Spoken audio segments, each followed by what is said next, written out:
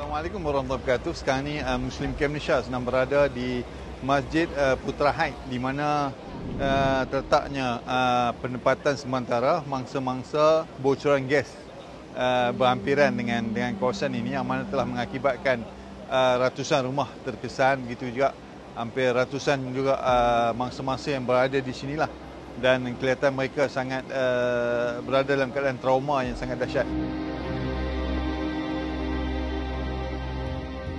Alhamdulillah, hari ini kita menyantuni mereka-mereka yang menjadi bangsa. Itu kita memberikan bantuan berbentuk beras, kemudian makanan macam biskut kering, kemudian dengan mi segera.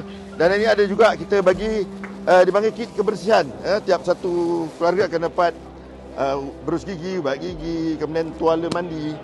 Tidak lupa juga kita memberikan mereka kit ibadah, iaitu berupa ini ada sejadah, kain pelikat dan telekung untuk solat. Jadi terima kasih kepada para penyumbang.